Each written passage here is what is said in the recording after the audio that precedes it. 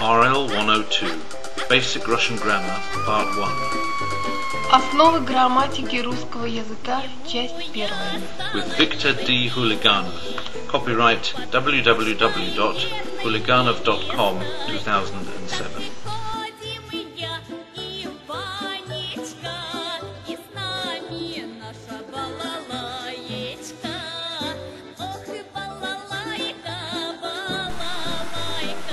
Good evening, ladies and gentlemen. It is me, Victor Dmitryevich Huliganov, welcoming you to one more lesson of Russian basic grammar. This one is called RL102-18 because it's 18th lesson in the 102 series, which is the basic grammar series. Also before that was 101 series, which just dealt with the alphabet. Now we are dealing with the 102 series with certain aspects of Russian grammar, which is the pronouns, the prepositions and the verbs. Later we will be doing a 103 series in about, well, this is lesson 18 of somewhere between 25 and 30 in the lessons in the 102 series. Later will be 103 series, where we're getting on to the very difficult aspects of adjectives and nouns, and of course it will also be adding to the stock of verbs and other things that we have. But right now, in this particular period, lesson 18, starting from lesson 17, which was the last lesson, we are looking at prepositions. We already covered, for those of you who are just noticing this for the first time, the full personal pronouns, and now we're bringing the prepositions together with those personal pronouns. Later when we're doing the nouns, you'll be able to see how it will work together with them. Last lesson I talked about the central area of the Huliganov table of prepositions, containing the 49 prepositions which are going to be taught in my course. Okay? They were the following. You had, if I can bring it up, na, s, v, is, k, u, od. And you will remember from last time what I said about them, that basically you got a situation where if you've got motion in, you've got the accusative case, and if you've got position here, you've got the locative case. Well, it doesn't always hold good, because you don't, for the motion on the k, you got actually the dative case. But the pattern, I want you to see the pattern here, that where you've got motion to, you have the accusative case, and then when you got position, you have one of the oblique cases. The oblique cases are in Russian genitive, dative, instrumental and locative. Those are oblique cases. Okay? Direct object case is not considered to be oblique because it's direct, and that's accusative. Okay? So the other ones, when you're getting into genitive, dative, instrumental, locative, they are called the oblique cases. And and this is also, they are called oblique cases when you're looking at other languages in the Indo-European family. So that you have also a way of talking about the cases in Latin or Greek. In the case of Latin, you have got, of course, you had nominative, accusative and vocative are not obliques, but the you have the genitive, dative and ablative, which are obliques in Latin. So that what you have in this model here, you'll find again and again. You find in German, you will find that going into something is in plus a genitive, an accusative, and if you go in and you are in it, you are in it, you're not moving anymore because you're in it and you want to say you're in it, then use the dative after in. Same with auf. Yeah? So you can use auf den Tisch in German is a accusative, which says you're going onto the table, and auf dem Tisch, der Rechner steht auf dem Tisch, is in the dem, there is a dative. So you've got the same idea there. And it comes up again and again and again. You find it in ancient Greek also. Is can either be with the accusative or with the dative. in Greek, depending on whether you're going into or whether you are in a place. So that's is, or epsilon, iota, s, sigma is the way of saying it in Greek, because they got their own funny ways of expressing things. But basically what I'm trying to say to you is that this is one of the things which you have to get used to if you're coming into these things from the English language. If you're a German and you're learning from German, or even if you like somebody speaking another Slavonic language, because it's the same in all the Slavonic languages, or if you are speaking modern Greek, for you it will be quite clear. What I'm saying won't be any surprise for you. But if you come from one of the languages, such as the more modern day languages of the descended from Latin, the Romance languages as they're called, or if you are a speaker of English, it will seem to you strange. Why is it that the same thing in is, when it's into, it takes accusative; when it's being in something, then it takes the locative in Russian, or the dative in German. Well, it's just the old model that was there in pretty much all the Indo-European languages at the start. And so you have to just accept that if you're coming from the English language. If you're coming from the English language to prepositions, you also have to bear in mind something else. And that is that in Russian we don't have what is called prepositional stranding.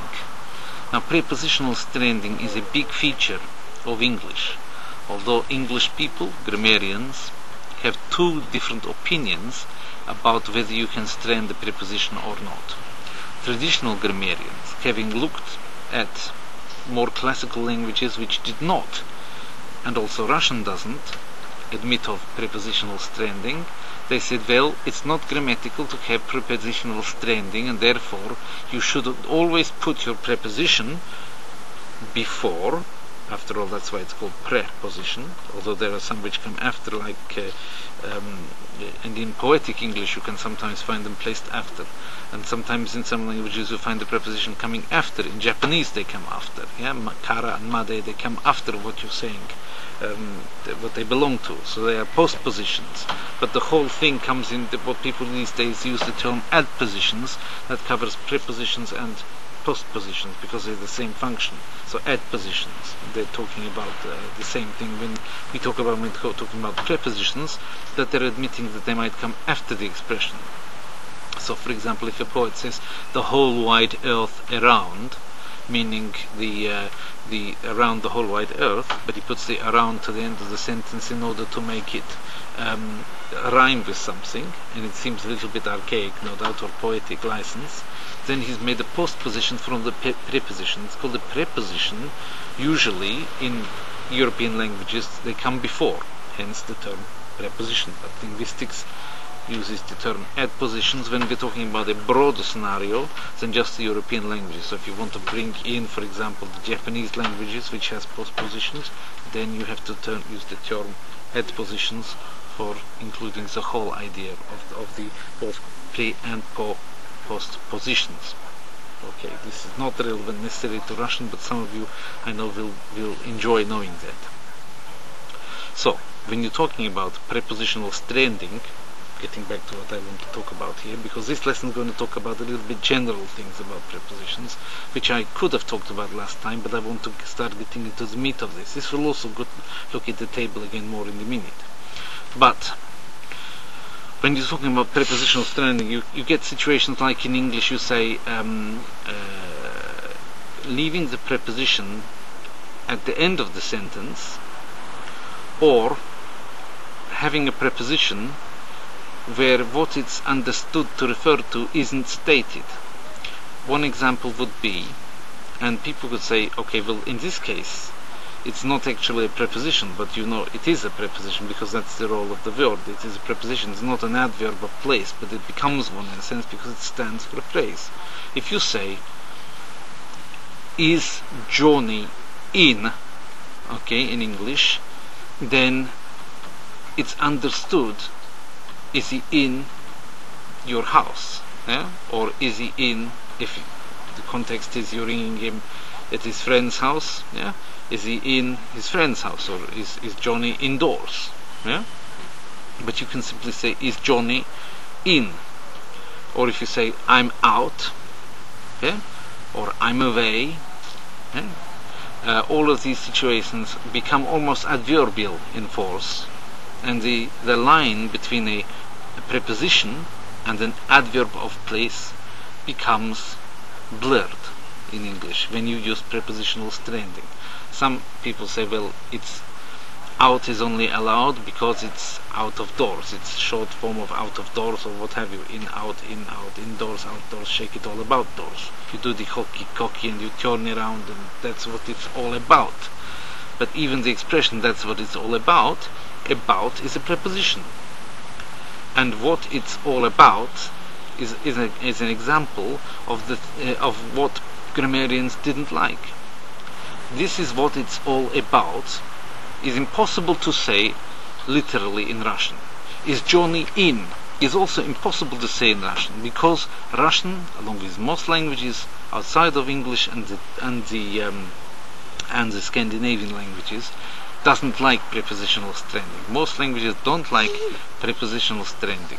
So you got to think, what am I trying to say here? If you start stranding a preposition in your thinking, you got to rephrase it. Okay, so if you want to say, is Johnny in? You don't say is Johnny in. You say Johnny, or Vanya as it is in Russian, дома. Is he at home? Yeah? He's out, on на дворе. He's on the courtyard. That's a way of saying he's outside. Yeah? It doesn't mean literally he's on a courtyard. Okay? It means he's not at home. It's just a fixed expression. So that's how you say he's out. Okay? But you can't just say Иваня в, and then say в чем? What is he in? It wouldn't make any sense to you. Yeah? He's out on is. Huh? On is чего? On what is he made out of? Yeah? Like you didn't finish your thought if you say that. Yeah? So you can't do this in Russian. Just to explain to you, because you know what people like about these lessons is they explain these things which don't always come up in other places, because people seem to think it's kind of obvious, but it isn't obvious if you come from the English language and use the questions. Why can't I say I'm not in? Я не в. No, you can't say that. You can say я не дома, I'm not at home. Okay? You can't say I'm not in, because the idea is if you use a preposition, you got to follow it up with whatever that preposition is all about. And that's what it's all about. So you can't say это то, что это все о. О means about. Okay? And you can see it here, just above the ones in the locative here. You can't say that. Yeah? You can say в том дело. Yeah, which means that's what it's all about. Yeah, and this is what a way in which you have to rephrase it. В чем дело? What is it all about? Об этом дело. Об этом речь идет. The speech is going. Yeah, that's what it's all about. You can't say just about and just leave it there. Okay. One exception to prepositional stranding, which maybe somebody will come along and say no, it's not prepositional stranding. In my opinion, it's prepositional stranding. You could have another opinion if you want to. Okay, is when the Russian comes and says "Вот тебе на," here you are. Okay, again, this, if you actually analyze this English expression "here you are," well, obviously I'm here. Yeah, where do you think I would be? Here you are, giving me something. Here you are. Yeah, I'm here. Yes, I am. Very good. You're stating of the obvious. Now you can go to one of those flashy Oxford Bridge universities and get degree in stating obvious in a funny way. So, basically, if you want to say that here you are to somebody, you would say пожалуйста, the first thing you would say if you were saying it politely.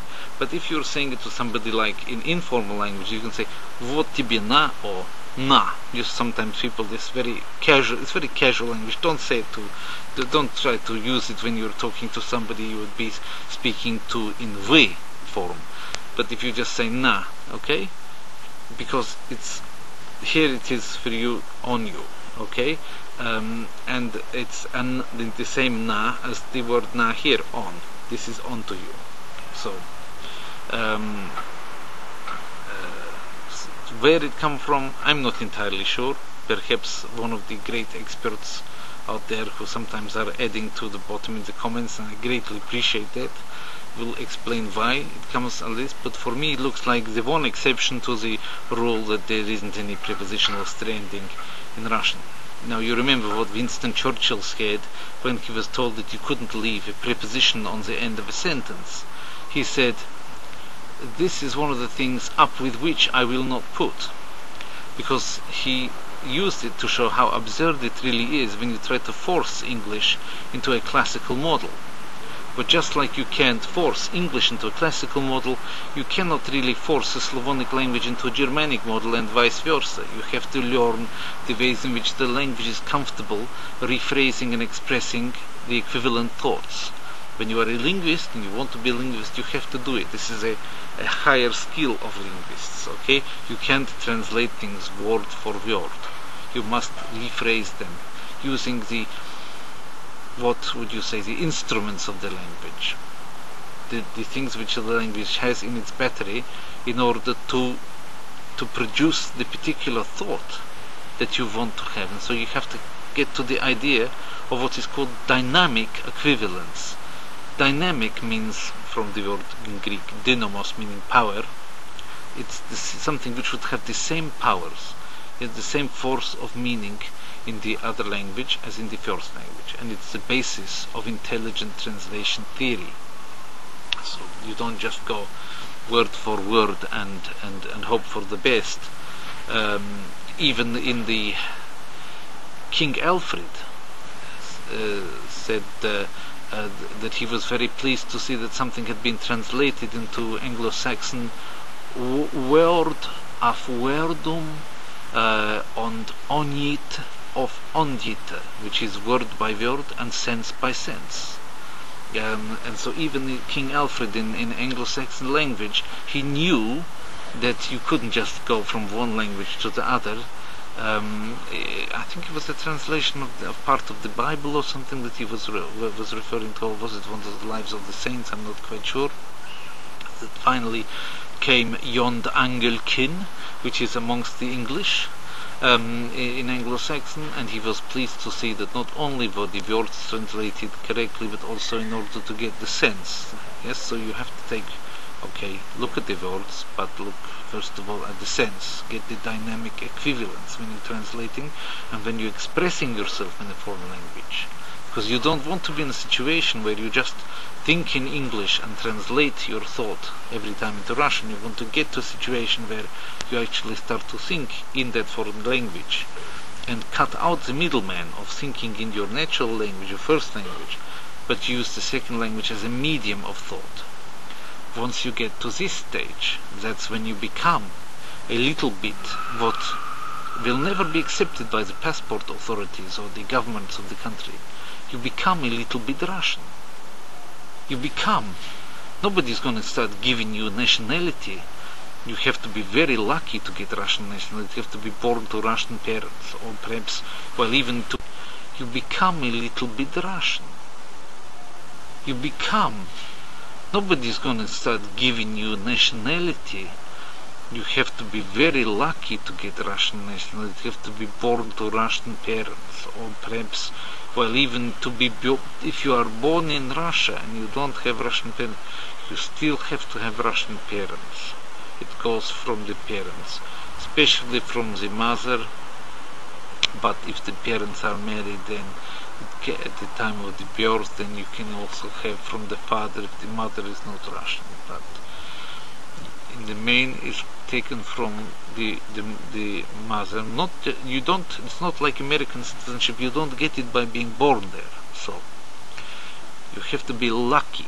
Okay, you have to be born with that silver spoon in your mouth to be born Russian. Then you can be given the Russian passport. But for anybody else, thankfully, you can become still, not with the passport, not in the law, but in spirit, You can become a little bit Russian by learning the language well enough that you begin even to think in it.